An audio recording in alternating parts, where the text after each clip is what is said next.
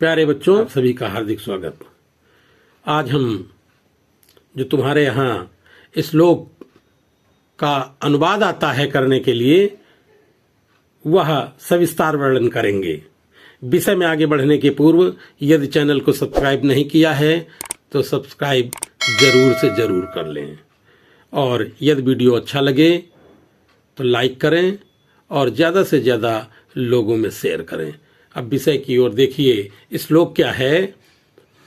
सुखार्थिना कुतो विद्या, कुतो विद्यार्थिना सुखम, सुखार्थी वा त्यजेत विद्याम, विद्यार्थी वा त्यजेत सुखम। ये श्लोक है। इस श्लोक का हम संदर्भ कैसे लिखेंगे जिससे कि हमें पूरे अंक प्राप्त हों? अब संदर्भ देखिए। संदर्भ है आलोच्य श्लोक संस्कृत भाग में संकलित सुभाषित रत्नानि पाठ से उद्धृत है। ये इसका संदर्भ है। अब इसका अनुवाद क्या है? सुखार्थिनः का अर्थ होता सुख चाहने वाले को, कुतो माने कहाँ, विद्या माने विद्या। तो सुख चाहने वाले को विद्या कहाँ, कुतो विद्यार्थिना सुखम। और जो विद्यार्थी हैं, जो विद्या चाहते हैं, उन्हें सुख कहाँ। विद्यार्थिना सुखम अर्थात सुख चाहने वाले को विद्या कहाँ और विद्या चाहने वाले को सुख कहाँ।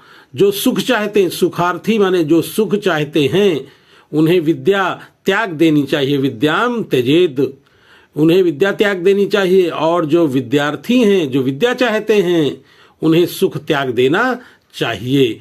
तो सुख चाहने वाले को विद्या कहाँ और विद्या चाहने वाले को सुख कहाँ। जो सुख चाहते हैं उन्हें विद्या त्याग देनी चाहिए, और जो विद्या चाहते हैं उन्हें सुख त्याग देना चाहिए। अब देखिए इसका अनुवाद है। सुख चाहने वाले को विद्या कहाँ और विद्या चाहने वाले को सुख कहाँ।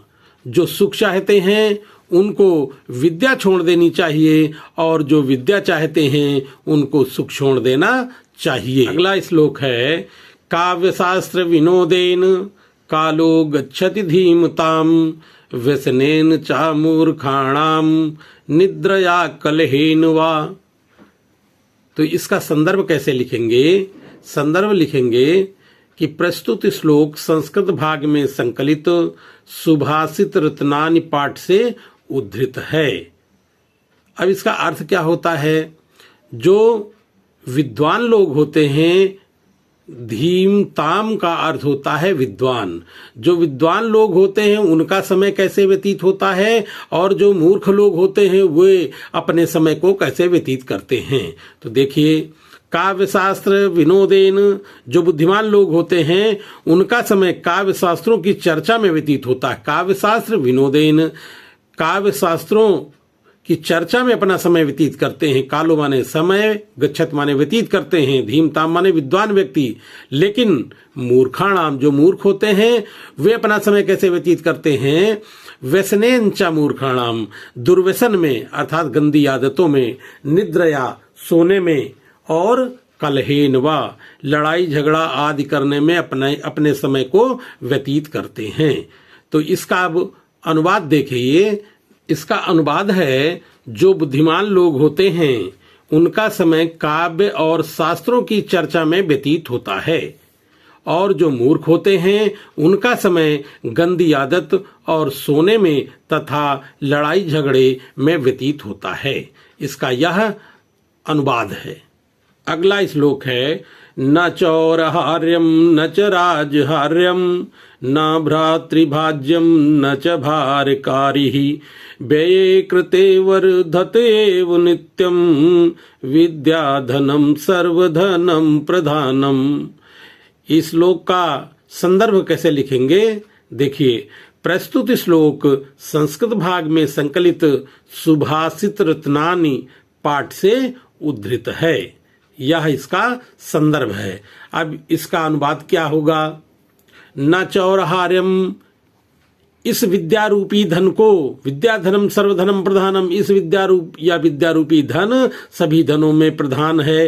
क्यों प्रधान है? क्योंकि न तो चोर के द्वारा चुराया जा सकता है, न चौरहार्यम, न चोर चुरा सकता है, न च राजहार्यम, न राजा छीन सकता है, न भ्रातृभाज्यम, न भाई बंटवारा कर सकता है, न च भारकारी, न या कोई बोझ है, भार है, व्यय कृते, जितना इसे खर्च करोगे, व्यय करोगे, वर्धते ओ नित्यम, यह निरंतर बढ़ता रहता है, इसलिए विद्या धन सभी धनों में श्रेष्ठ है। तो इसका अर्थ देखिए कैसे लिखेंगे।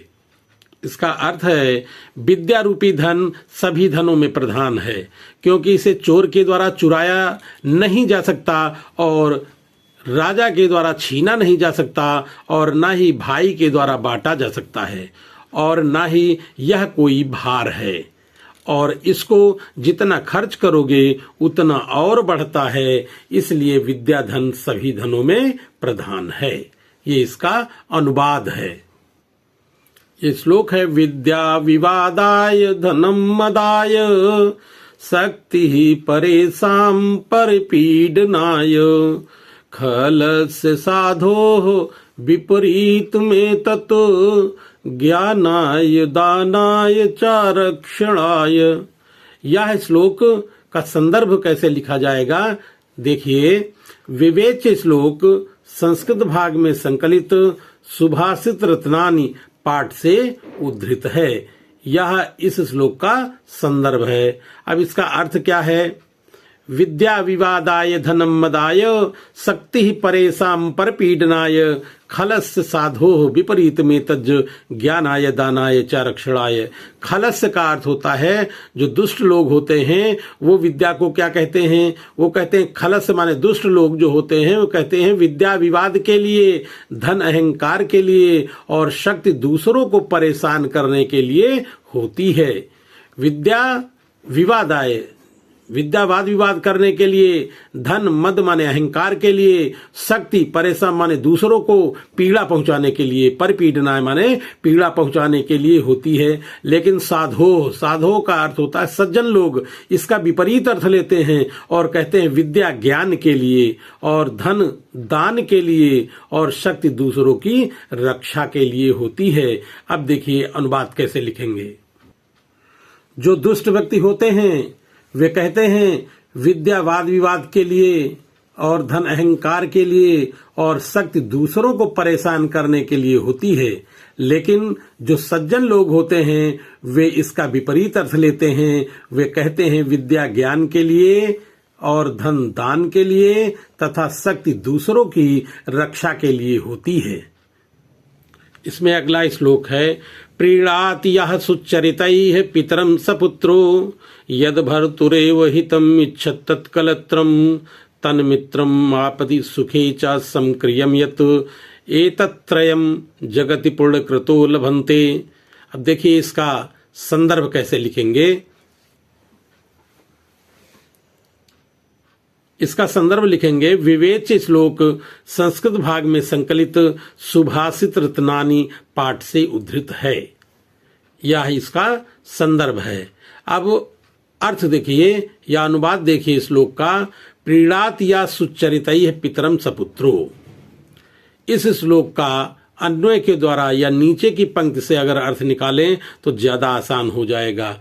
एतत् त्रयम जगति पूर्णकृतो लभन्ते। एतत् माने ये, त्रयम माने तीन चीजें, जगति माने संसार के, पूर्णकृतो माने बहुत ही सौभाग्यशाली लोगों को, लभन्ते माने प्राप्त होती हैं।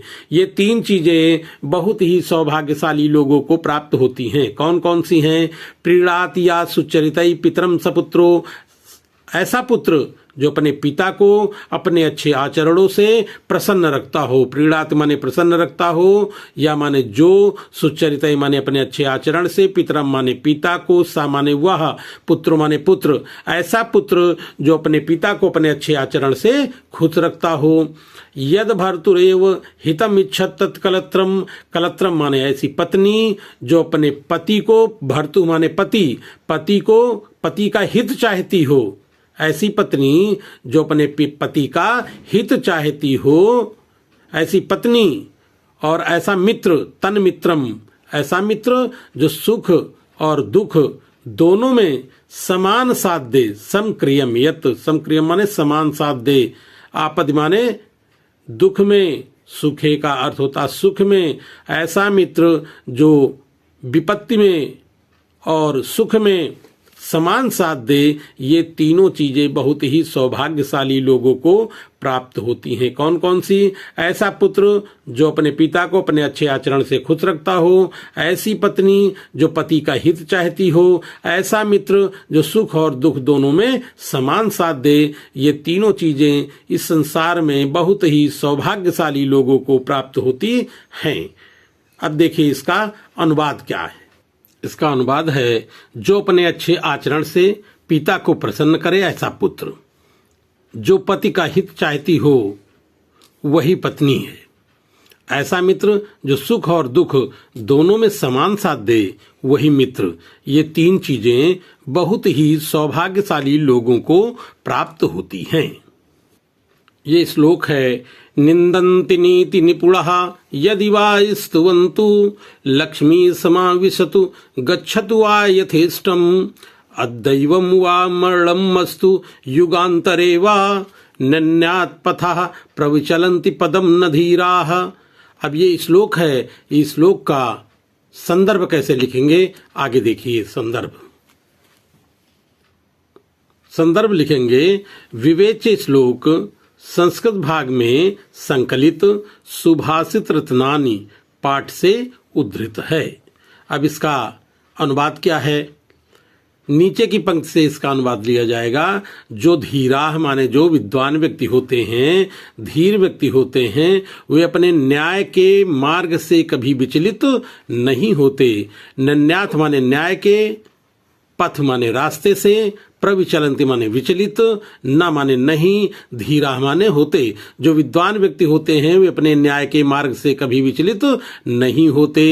चाहे उनकी निंदन्ति नीति निपुणा, चाहे उनकी जो नीति में निपुण लोग हैं उनकी चाहे निंदा करो अथवा उनकी प्रशंसा करो। लक्ष्मी समाविशतु गच्छतु आयथेष्टम, लक्ष्मी समाविशतु, लक्ष्मी आए चाहे अपनी इच्छानुसार चली जाए। अद्दैवम वा मरणमस्तु, उनकी चाहे मृत्यु आज हो जाए अथवा युग युगांतरों के बाद हो। युगांतरे वा युग युगांतरों के बाद हो, लेकिन वे अपने न्याय के मार्ग से कभी विचलित नहीं होते। अब इसका देखिए अनुवाद कैसे लिखेंगे। अनुवाद है, जो नीति में निपुण लोग हैं उनकी चाहे निंदा करो चाहे उनकी प्रशंसा करो, चाहे लक्ष्मी आए अथवा इच्छानुसार चली जाए, उनकी मृत्यु आज हो जाए या युगों के बाद हो। जो बुद्धिमान लोग होते हैं वे कभी न्याय के मार्ग से विचलित नहीं होते।